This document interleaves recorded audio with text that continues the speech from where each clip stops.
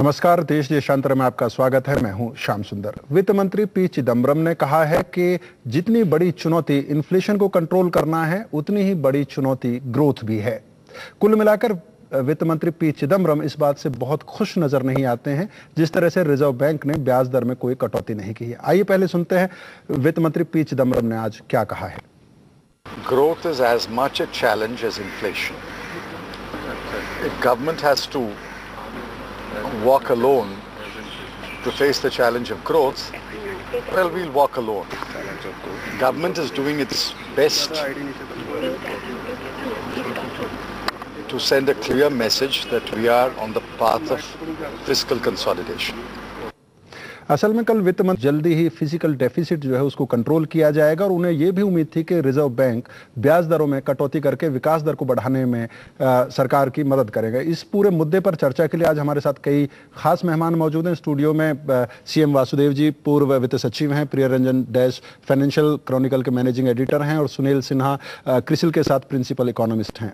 वासुदेव साहब, आपके साथ चर्चा की शुरुआत करें। जिस तरह से चिदम्बरम साहब ने रिएक्ट किया है, हॉकिश नजर आते हैं, वो बहुत खुश नहीं है रिजर्व बैंक ने जिस तरह से अनचेंज्ड रखा है पॉलिसी रेपो रेट को।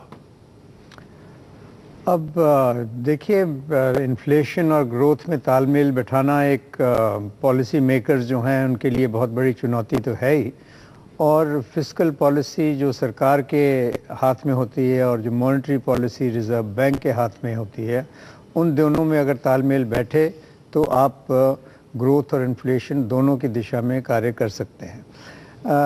दिक्कत की बात यह है कि मॉनेटरी पॉलिसी अथॉरिटी जो रिज़र्व बैंक है, उसके लिए सबसे बड़ी चुनौती ये है कि इन्फ्लेशन या मुद्रास्फीति का कैसे मुकाबला किया जाए।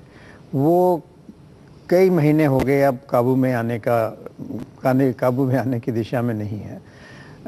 उसका मुख्य कारण यही है कि जो फिस्कल डेफिसिट है सरकार का, वो बहुत बेकाबू हो गया है और फिस्कल कंसोलिडेशन रोड मैप सरकार ने उसकी तरफ इशारा तो किया है, मगर ठोस कदम अभी तक कोई खास उठाए नहीं है। थोड़े से कदम उठाए थे ये डीजल सब्सिडी को थोड़ा कम करने में या कुकिंग गैस सिलेंडर की सब्सिडी में कम करने के, मगर वो बहुत प्रारंभिक मैं समझता हूँ कदम थे। और ये जो कल रोड मैप बताया, उस रोड मैप में भी कोई खास ठोस बात तो थी नहीं। उसमें यही कहा गया कि 2013 में हमारा fiscal deficit as a percentage of GDP इतना हो जाएगा, 14 में इतना होगा, 15 में इतना होगा। तो अब वो कैसे होगा?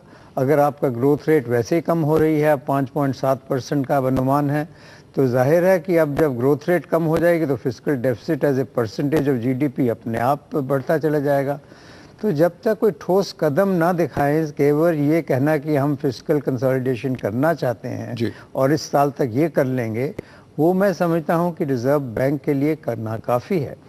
और रिजर्व बैंक भी फूक कर कदम इसलिए चल रहा है कि सरकार के इरादों के ऊपर उसको पूरा भरोसा नहीं हो पा रहा है। तो इस वजह से थोड़ा संकेत उसने दिया है सीआरआर कम करके कि वाकई अगर आप जो कह रहे हो करके दिखाओगे तो मैं और मॉनेटरी पॉलिसी को लूजन करूंगा। अगर नीतियों का ठोस परिणाम सामने आए, जमीन पर उनका असर दिखे तो वो आगे तो अभी तो केवल इरादे हैं मेरे हिसाब से, कोई ठोस कदम अभी तक नहीं लिए गए हैं।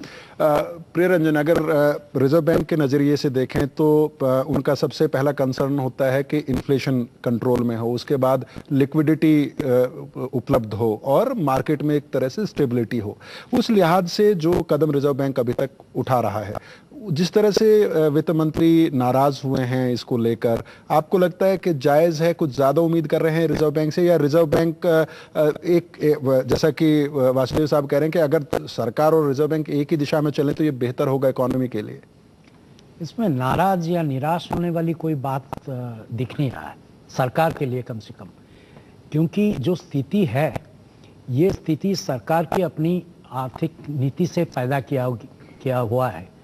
अब इसमें जहाँ तक मुद्रास्फीति, इन्फ्लेशन है और विकास दर है, ये दोनों कोई विरोधाभास इसमें नहीं है, बल्कि ये साथ साथ चलते हैं। कम से कम जहाँ तक भारतीय अर्थव्यवस्था की आप इतिहास को देखेंगे तो आपको ये नज़र आएगा कि जिन सालों में हमारी विकास गति अच्छी रही है, ऊंची रही है, उन सालों में मुद्रास्फीति भी कम रही है। और जैसे कि आज भी रिजर्व बैंक ऑफ इंडिया ने बताया है कि मुद्रास्फीति पर काबू रखना विकास दर को बढ़ाने के रास्ते में एक बड़ी इम्पोर्टेंट चीज है जी। तो वित्त मंत्री का ये कहना है कि अगर हमें विकास के रास्ते में अकेला चलना होगा तो हम अकेला चलेंगे, यानी कि रिजर्व बैंक ऑफ इंडिया हमारी साथ नहीं आ रही है और उससे वो निराश हो रहे हैं, ये गलत बात है। क्योंकि रिजर्व बैंक ऑफ इंडिया का, जैसे आपने बताया, उसका जो पहला दायित्व है, जो मैंडेट है, ये है कि आर्थिक स्थिरता बनाए रखना, जिसमें कीमतों की स्थिरता एक बहुत अहम हिस्सा है। तो कीमतों का स्थिरता बनाने से ही आपका विकास गति भी तेज पकड़ सकता है। कीमतों का स्थिरता नहीं होगा तो उसमें आपका इन्वेस्टमेंट नहीं होगा, निवेश लोग नहीं करेंगे, अस्थिरता रहेगा तो हर तरह की चीजें आपकी, ये भारतीय अर्थव्यवस्था के संदर्भ में बहुत जरूरी और सच बात है जी। तो इस बात को देखने की बात जी। सुनील, कई एक्सपर्ट्स ये भी कहते हैं कि ब्याज दर की में कटौती कर देने से विकास दर बढ़ जाएगी, इस बात की भी कोई गारंटी नहीं है। और इस तरह के उदाहरण मिलते हैं जब ब्याज दर बहुत ऊंचा था, उसके बावजूद विकास दर बढ़ी थी।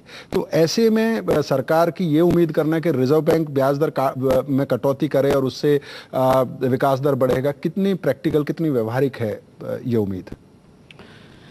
देखिए, जहाँ तक इन्वेस्टमेंट का सवाल है, क्रिसिल ने कुछ दिनों पहले एक सर्वे भी किया था एमंग्स इन्वेस्टर्स, और उस सर्वे का जो नतीजा था वो बिल्कुल वही था कि सिर्फ जो है इंटरेस्ट रेट को घटा देने से ही इन्वेस्टमेंट रेट बढ़ जाएगा, ये कोई ज़रूरी नहीं है। क्योंकि इन्वेस्टमेंट के लिए इन्वेस्टमेंट क्लाइमेट का बेहतर होना बहुत ज़रूरी है। और जिस तरीके से पिछले 2 सालों में खासकर पॉलिसी लेवल पे बिल्कुल एक्शन नहीं हुआ और किसी किस्म की जो है नए अनाउंसमेंट नहीं हुए, और साथ ही साथ जो बहुत सारे कदम उठाने जाने चाहिए थे उसे आपने किसी न किसी वजह से आप उसे टालते गए। तो इन सब का जो नेट नतीजा है कि पहले इन्वेस्टमेंट रेट कम हुआ और उसके बाद जो है तमाम जो और मुश्किलें हैं वो बढ़ती चली गई। तो इस समय जो स्थिति है वो ये है कि अगर आपने जीडीपी ग्रोथ को बढ़ाना है तो सबसे ज़रूरी चीज़ है इन्वेस्टमेंट क्लाइमेट को सुधारना।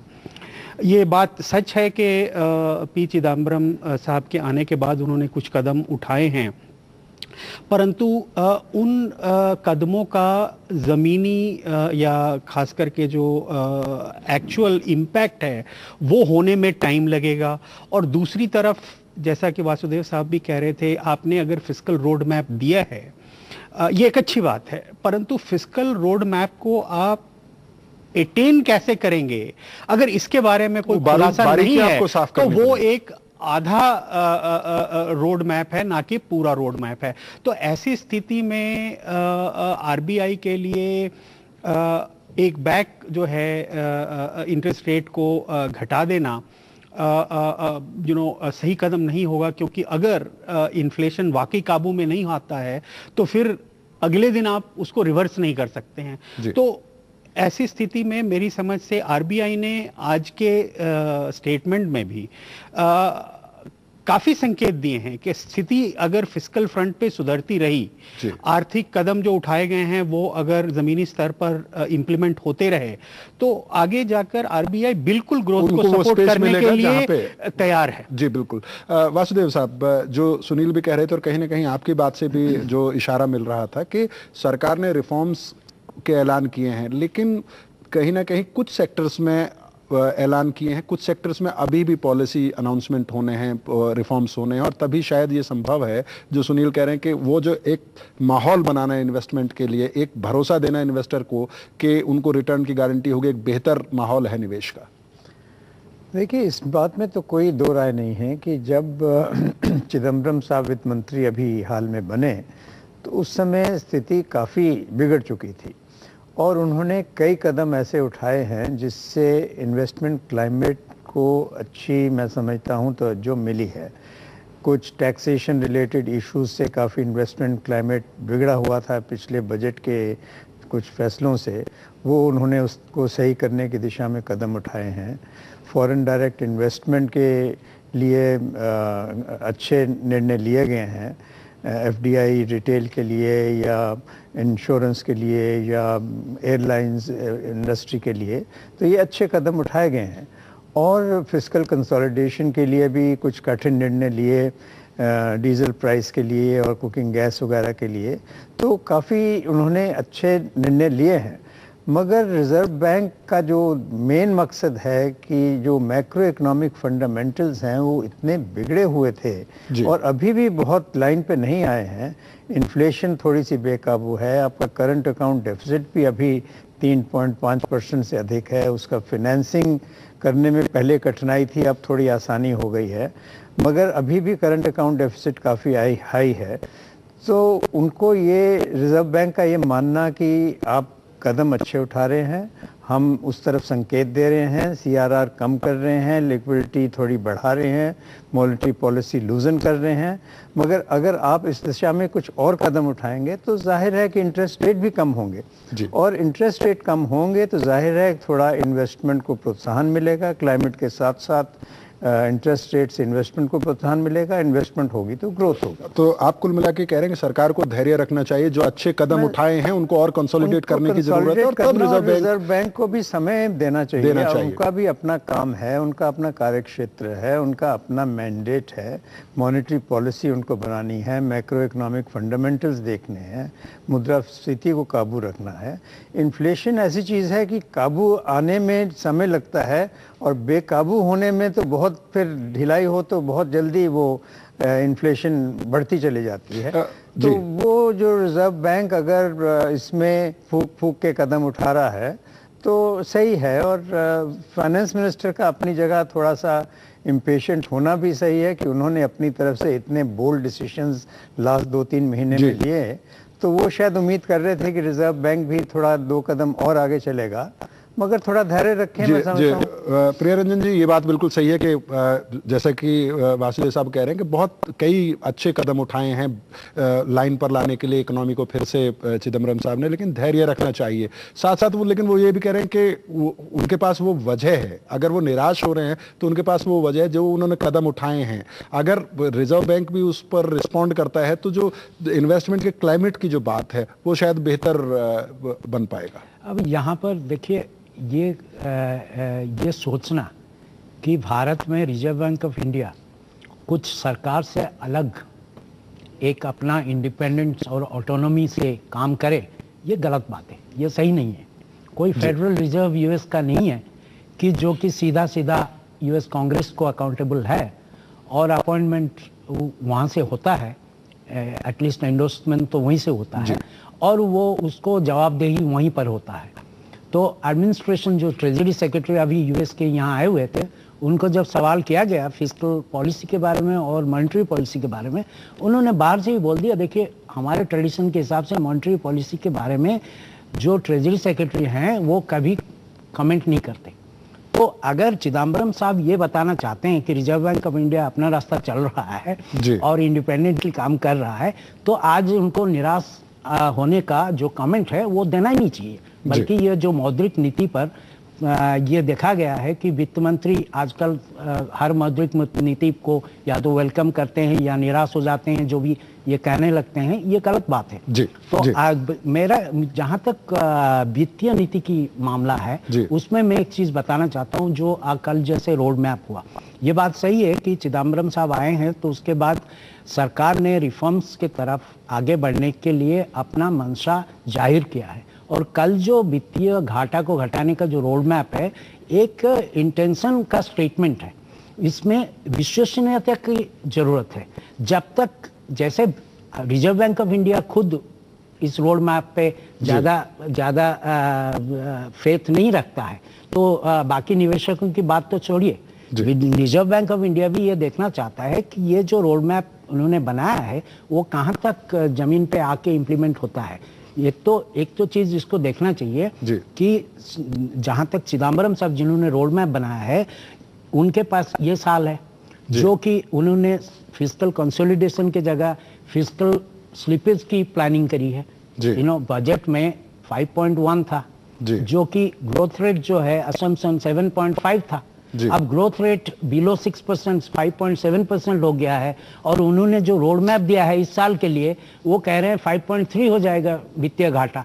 तो इसका मतलब वो कह रहे हैं कि there is a huge fiscal slippage already. तो उनका प्लान के हिसाब से इस साल स्लिपेज है। अगले साल के लिए वो कह रहे हैं कि 4.8 होगा, जो कि उनके हाथ में रहेगा जब अगर वो फाइनेंस मिनिस्टर तब तक हैं तो रहेंगे। आशा करते हैं कि 2014 में तो इलेक्शन है। जी, तो कुल मिला के आप ये कह रहे हैं कि जो रोड मैप दिया है पी चिदम्बरम साहब ने, वो उसके परिणाम जमीन पर जब तक नजर नहीं आएंगे तब तक रिजर्व बैंक को वो स्पेस नहीं मिलता है जो सरकार उनसे उम्मीद कर रही है वैसे फैसले लेने के। मेरा कहना का यह है कि 2017 में वित्तीय घाटा घटकर आके 3% हो जाएगा।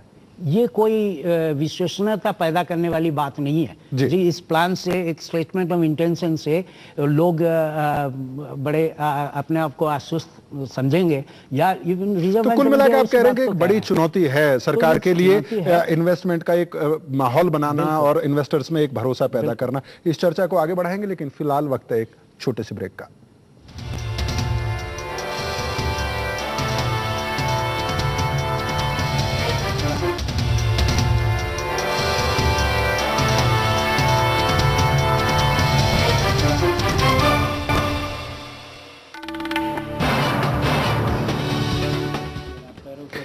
ब्रेक के बाद एक बार फिर आपका स्वागत है। आज हम चर्चा कर रहे हैं मुद्रास्फीति बनाम विकास दर पर।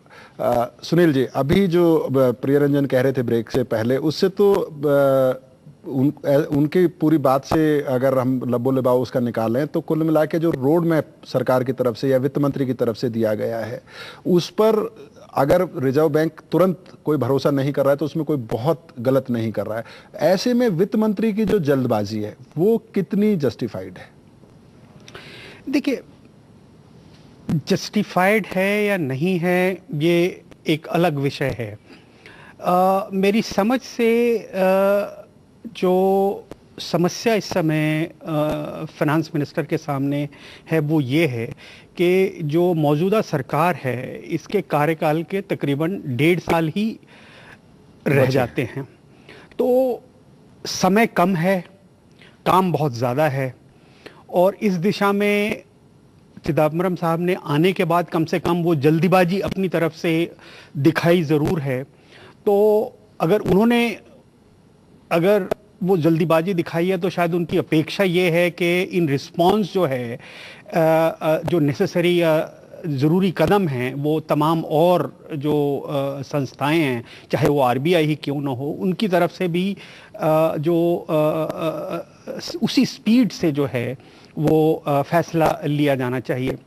परंतु यहाँ पे जो महत्वपूर्ण बात है वो ये है कि इन्फ्लेशन का जो मसला है वो सिक्लिकल या सिर्फ फिस्कल डेफिसिट की वजह से ही या डिमांड साइड प्रेशर की वजह से इमर्ज हुआ है, ऐसी बात नहीं है।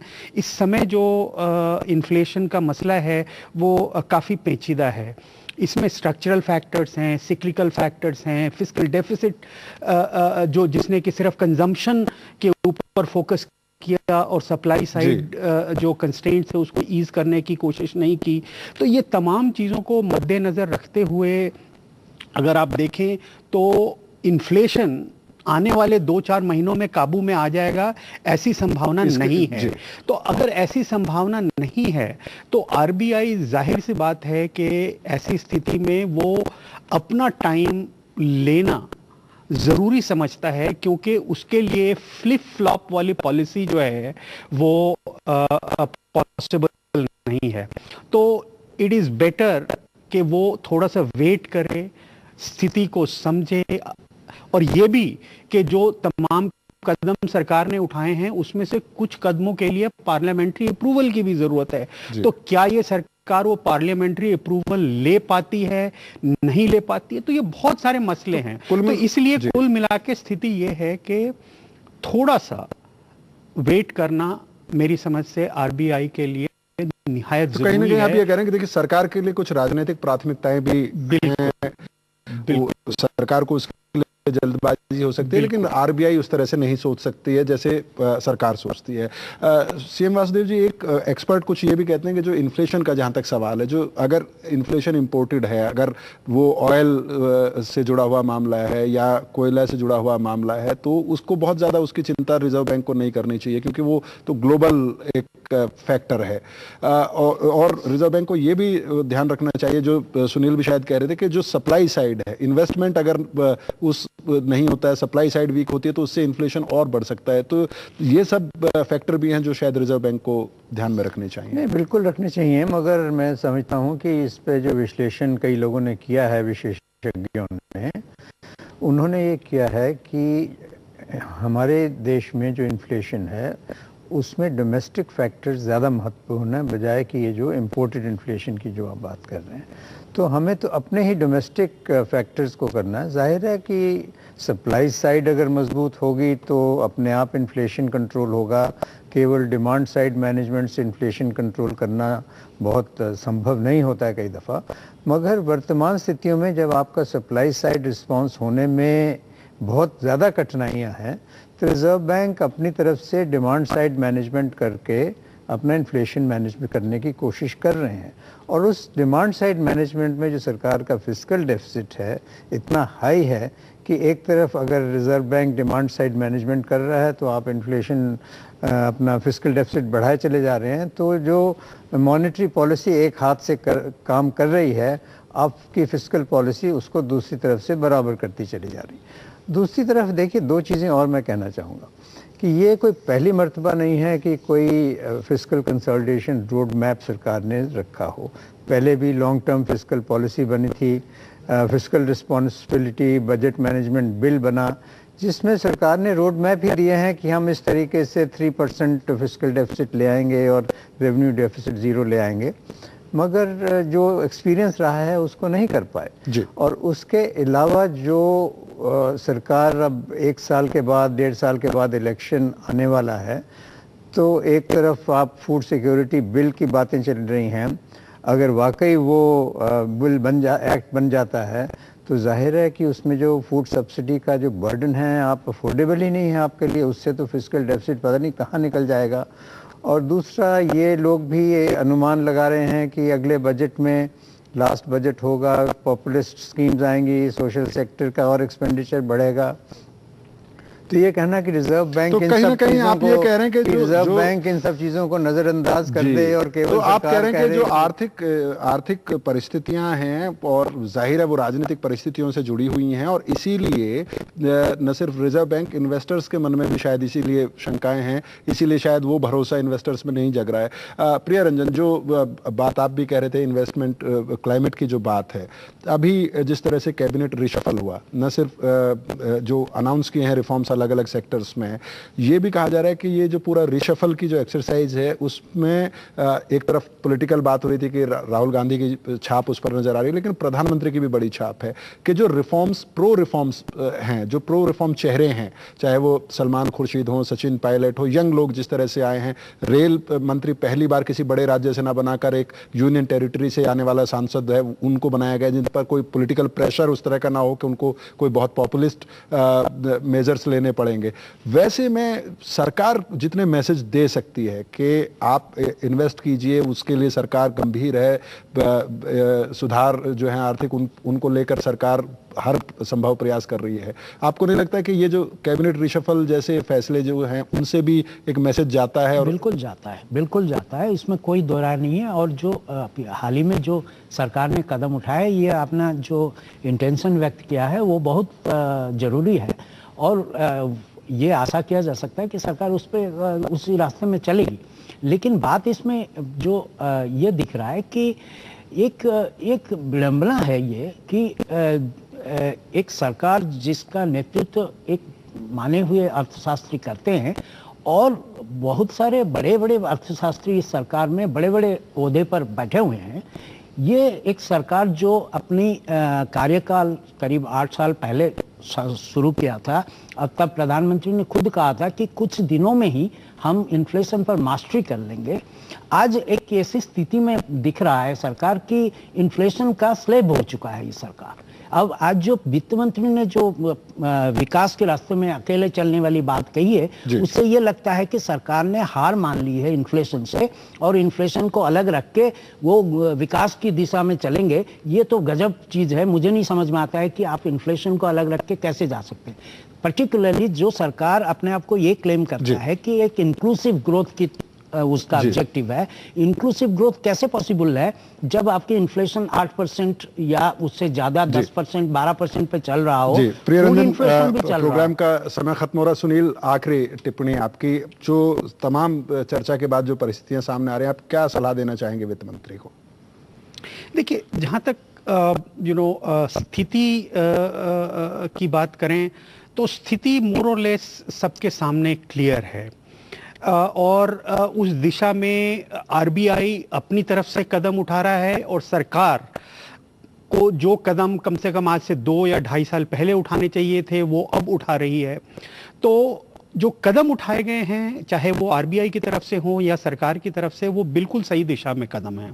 सरकार को धैर्य रखने की पर समस्या इस समय ये है कि सरकार के पास सिर्फ 1.5 साल का वक्त समय कम है और ऐसे में इस किस्म का परिवर्तन लाना शायद संभव नहीं होगा, परंतु बेहतर होंगी स्थिति। पर स्थिति और जो दिशा है वो बिल्कुल सही है। आने वाला समय जो है डेफिनेटली इन कदमों के को रिस्पॉन्ड करेगा और ग्रोथ जो है वो वापस पहले से बेहतर होगा। सुनील जी, आपकी इसी टिप्पणी के साथ इस चर्चा को यहीं विराम देते हैं। आपका भी, प्रियरंजन जी आपका और सीएम वासुदेव जी आपका बहुत बहुत शुक्रिया इस चर्चा में हिस्सा लेने के लिए। तो हमारे सारे मेहमान ये मानते हैं कि सरकार ने आर्थिक सुधारों की दिशा में जो नई नीतियों की घोषणा की है, जिस तरह से कदम आगे बढ़ाया है, वो सराहनीय है। लेकिन सरकार के पास जितना समय है, जितना समय बचा है, उसमें धैर्य के साथ सरकार को काम करना होगा। एकदम से अचानक कोई तस्वीर बदल जाएगी आर्थिक क्षेत्र में, उसकी उम्मीद ना करके अगर धैर्य के साथ सरकार आर्थिक सुधारों पर डटी रहे तो शायद आने वाले वक्त में स्थितियां बेहतर होंगी। इसी टिप्पणी के साथ देश देशांतर को आज यहीं विराम देते हैं। कल इसी समय आपसे फिर मुलाकात होगी। तब तक के लिए मुझे अनुमति दीजिए। नमस्कार।